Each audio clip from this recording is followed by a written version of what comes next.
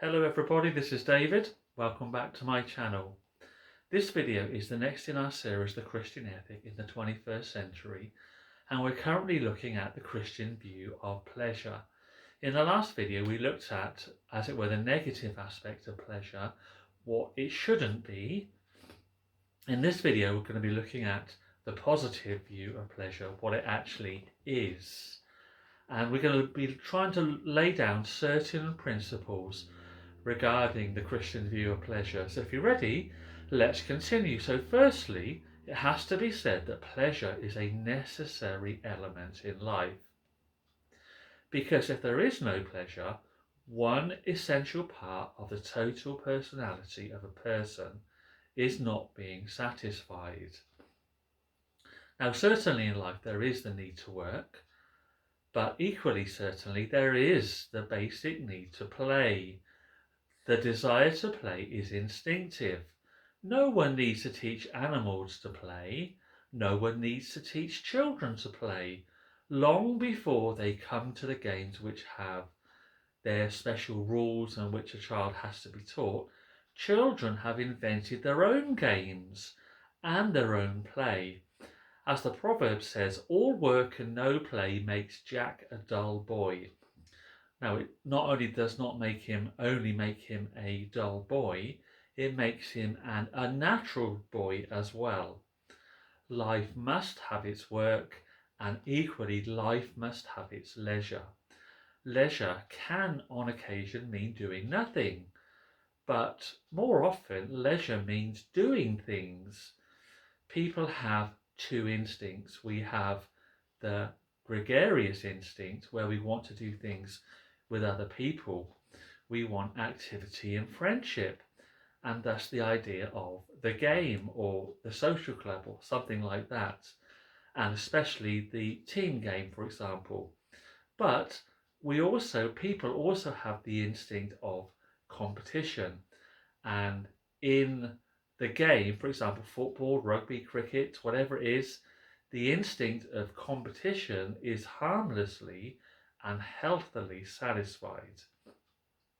Therefore then, pleasure fills an essential gap in the life of a person.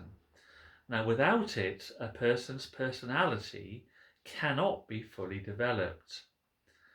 So secondly, within this general background that has pleasure has at least two definite aims and uses.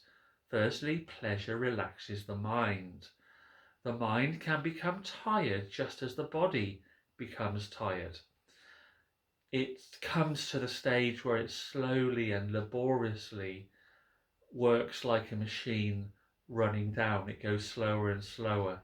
It comes to a time when it works inefficiently and when it makes mistakes. Have you ever tried working 10 days in a row? I tried that once. It was terrible. I was so tired at the end of it.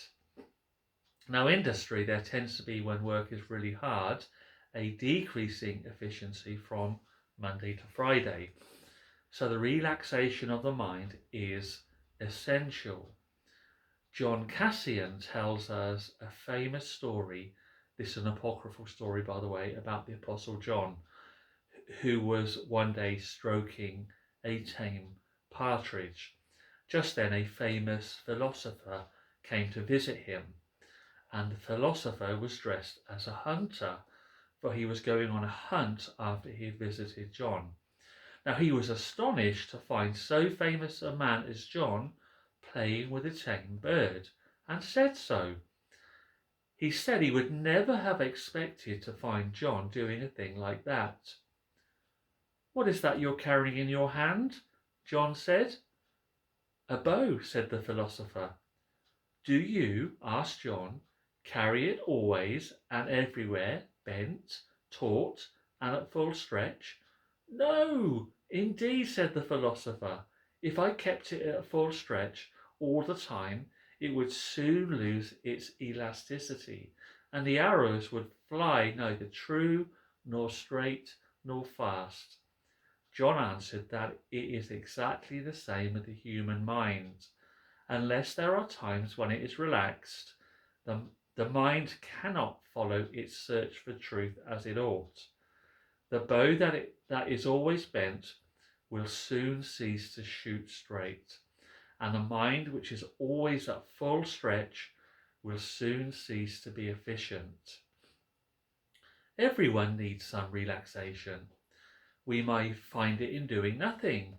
We may find it in a hobby. We may find it in a game. We may find it in music. We may find it in reading a detective novel, for example. We may find it by going fishing, or by spending an hour with our stamp collection, or with our model railway, for example. When a person is engaged on these things at the right time, they are far from wasting their time. They are recharging the energies of their mind. So thirdly, pleasure refreshes the body. Now, two of the great masters of the spiritual life have pointed out that sometimes when a person feels that there is something spiritually wrong with them, the trouble is physical and not spiritual at all. Philip Doddridge has a sermon on spiritual dryness in which he writes, and I quote, "Give me leave to offer you some plain advice in regard to it, and here I would first advise you most carefully to inquire whether your present distress does really arise from causes which are truly spiritual, or whether it does not rather have its foundations in some disorder of body or in the circumstances of life in which you are providentially placed, which make your spirits and deject your mind. The state of the blood is often such as necessarily to suggest gloomy ideas even in dreams, and to indispose the soul for taking pleasure in anything, and when it is so, why should it be imagined to proceed from any peculiar divine displeasure, if it does not find its usual delight in religion? When this is the case, the help of the physician is to be sought rather than that of the divine, or at least by all means together with it, and medicine, diet, exercise, and air may in a few weeks effect that which the strongest reasonings, the most pathetic exhortation or consolations might for many months have attempted in vain." End of quote. So the advice of Doddridge is obvious, really. If you think that there is something wrong with your mind and your soul, check on your body first. So Richard Baxter also has a sermon, Praise and Meditation, in which he writes, and I quote, "I advise thee as a further help to this heavenly life, not to neglect the care of thy bodily health.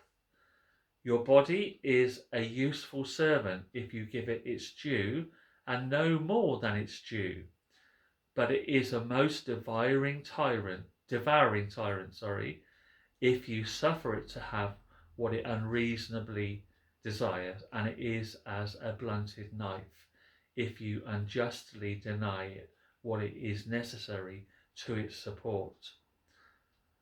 There are a few who hinder their heavenly joy by denying the body its necessities, and so making it unable to serve them. If they wrong their flesh only, it would be no great matter, but they wrong their souls too, as he that spoils the house injures the inhabitants. When the body is sick and the spirits languished, how heavily do we move in the thoughts of joys and heaven." End of quote. So, two of the great masters of the spiritual life basically say that the surest way to injure the spiritual life is to neglect the body.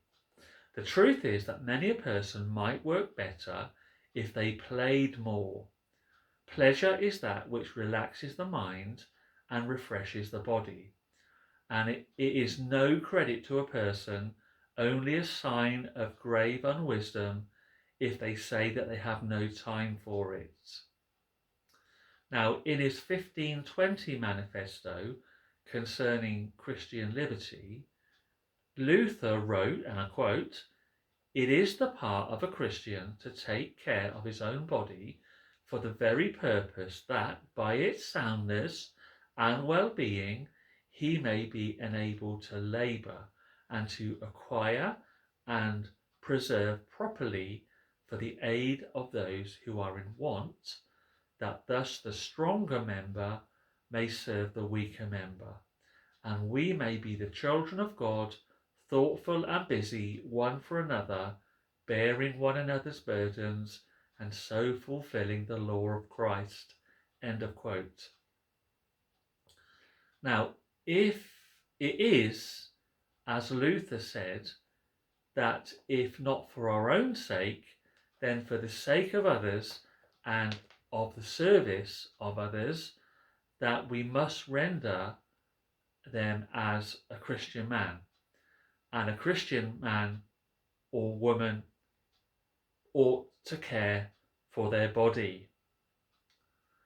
So these are the general principles, the positive principles. And in the next video, I want to have a look at some issues which I would say are a plague in our country or in society generally. And we're going to be looking at how we can deal with that. So I want to thank you for joining me in this video. See you on the next one. Bye bye.